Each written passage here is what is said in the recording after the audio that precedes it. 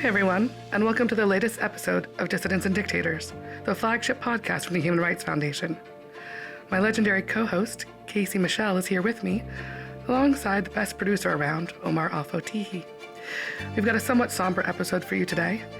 Last week, our friend and previous guest, Tanele Maseko, was arrested and detained as she entered Swaziland in connection with her husband's assassination last year. She's since been released, but will she have to return? What does that mean for her future? Mohammed Keita, the Human Rights Foundation's Africa Policy Officer, is here to answer all of those questions. Stay tuned.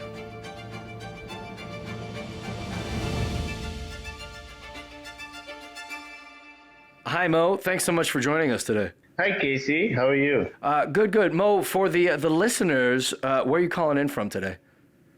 I'm calling from Chicago, the Windy City. The Windy City. I'm sure it's beautiful out there this time of year. Thanks so much again for joining us today to talk about this, as Elisha mentioned, somber topic. I know, Elisha, you just gave some of the details of what we know. Mo, can you fill us in on Taneli's situation?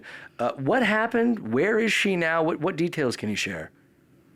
So Tanele Maseko moved to South Africa last fall with her children because she did not feel safe in Swaziland anymore, months after her husband's assassination. And last week, she returned to the country as she has been doing for the last few months. But this time, the police in Swaziland detained her, and they claimed that her passport had been flagged as a wanted person in the murder investigation of her husband. And so she was detained by the police, and they wanted to interrogate her. She was forced to appear before the police the next day. And this time the police insisted on interrogating her alone without her lawyers. She faced a team of about 8 officers who wanted to take her in a room and interrogate her alone. So her lawyers refused, and she was asked to report back today, which she did. And this time, with all the pressure, with all of the international mobilization around her, the police has postponed the interview a second time. This time we don't know when. They haven't indicated a date, but they have at least returned her passport and her phone, and she's now on her way back to South Africa. Mo, for our listeners who may not have heard the episode in which Tanele was on, can you tell people who her husband was and why he was assassinated and why this is an ordeal in the first place? Yes, Tanele Maseko's husband was Tulani Maseko. Tulani Maseko was a preeminent human rights lawyer in Swaziland. For years, he had been defending ordinary Swazis, but also dissidents and pro-democracy activists who were being persecuted by the kingdom and the monarchy for freedom of expression, for protesting, for demanding peacefully democracy. Swaziland is Africa's last absolute monarchy, and for over 3 decades, 4 decades, the Swazi people have been asking for democratic reform. And Tulani Maseko was at the leading edge of this movement. He was a peaceful advocate for democracy and reform. He had been in prison twice for his peaceful activism.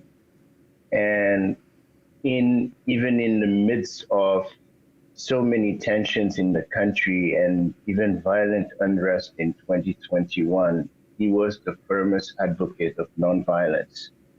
And so for many, many reasons, he was such an unlikely target of assassination. His assassination in January 2023 came as a shock because he was the one of the coolest voices in the room. and his assassination really shook the Swazi community, the Swazi pro-democracy movement to the core. He was also at the leadership of this coalition of civil society and religious organizations, which had been seeking an internationally mediated dialogue with the king to push for democratic reform. And so he was not only a human rights lawyer, he was also a pro-democracy leader for the country.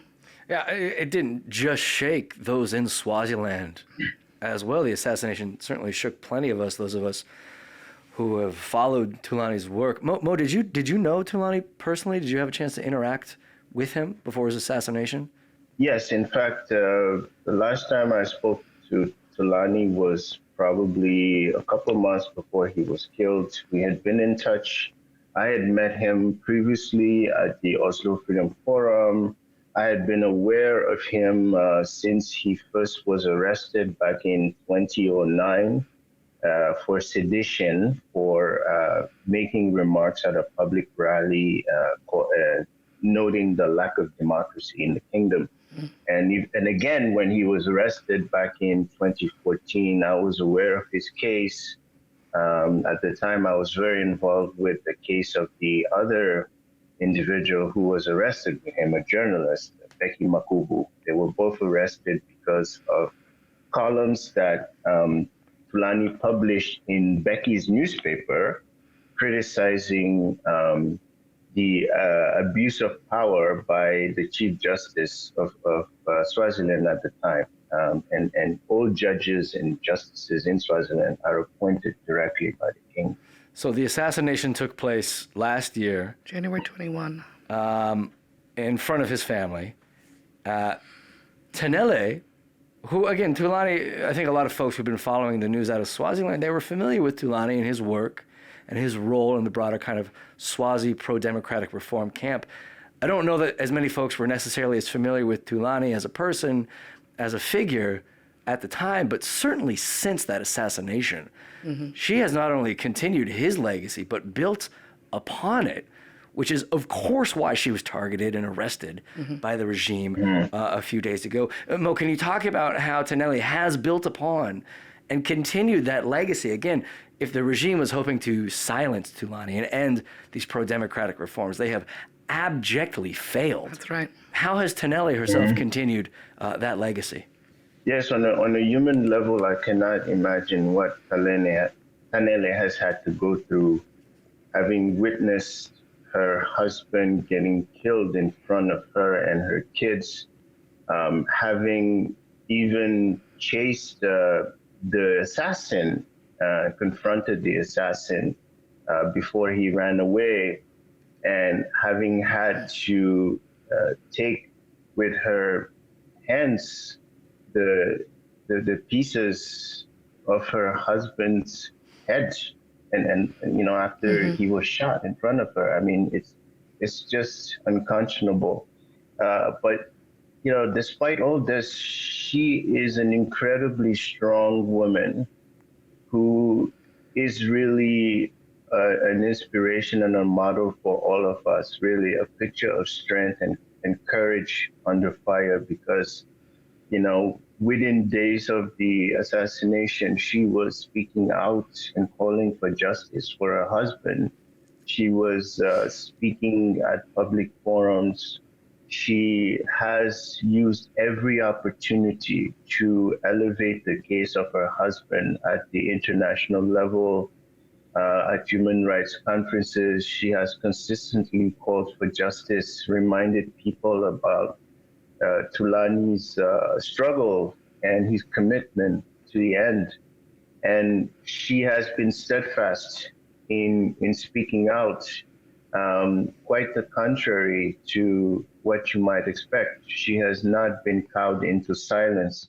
And in fact, it's because of her ongoing public and international advocacy for her husband that it's an international and public advocacy for her husband that has irked the Swazi government, precisely when she spoke when she received the Global Magnitsky Human Rights Awards on behalf of her husband in London in December. The Swazi government was very upset at the remarks that were made at that conference. And not all of these remarks were made by her, but it even prompted the Swazi government to issue a press statement. And they clearly were very upset by the negative publicity, and they threatened to prosecute her. This is really when the Swazi government began to really go after her. And we saw again in January the Swazi government taking issue with statements she made and threatening prosecution. The prime minister even made statements threatening prosecution against Tanele Maseko. So instead of carrying out a thorough and independent investigation, the Swazi government is focusing its resources on persecuting and re-traumatizing a widow. It's really unconscionable. Mo, and she has also been, the target of a lot of smear campaigns on pro-regime websites and social media posts as well, many of which are either trying to frame her for her husband's murder, which seems to be where the police investigation was trying to inch toward, or at least implicating her from benefiting from his death. Can you speak on those? Yes. Shortly after Tulani Maseko's assassination, a lot of fingers pointed to the king of Swaziland, Mswati III, because Tulani had been assassinated just a few hours after the king, in a public speech, basically gave public license to kill anyone opposed to his rule and members of the pro-democracy movement. Mm-hmm. So for good reason, a lot of people suspected that the Swazi regime is involved in Tulani Maseko's assassination. This was a targeted contract killing. And there was reports of suspicious police activity around Tulani's home before the assassination. There were reports that bullets in his body were removed by the police. Anyway, there was all of these allegations, but there was no investigation. But instead, what we saw was that these pro-regime websites began to publish these wild conspiracy theories, deflecting attention away to Thulani himself, to Tanele Maseko, to the pro-democracy movement, to a nebulous international conspiracy involving international NGOs and the media to tarnish the reputation of the kingdom. And so these were very vicious smear campaigns, against Tanele. And she displayed incredible grace and restraint throughout all of this.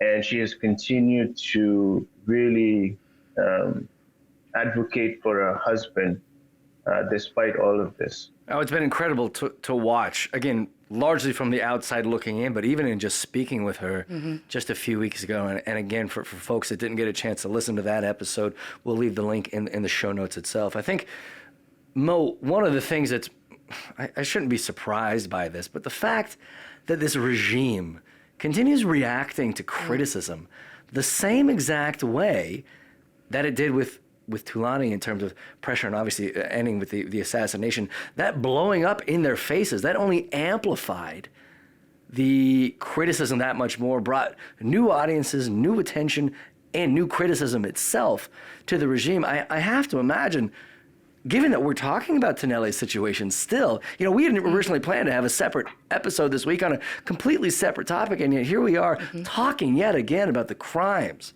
about the imbecility, and about the aggression of the Swazi regime and the Swazi king in particular. Again, the last absolute monarch, a dictator, ruling this country for decades at this point. It's only going to blow up in their faces yet again. And the thing, too, about that is that it's not out of nowhere that they are accused of or suspected of having a part in Thulani's assassination, because the king has been known to hire South African mercenaries to crush dissent over many decades, or many years. So it's not unfounded that they'd be accused of this. But the gall of coming back as if what, us, and then blaming the widow is appalling.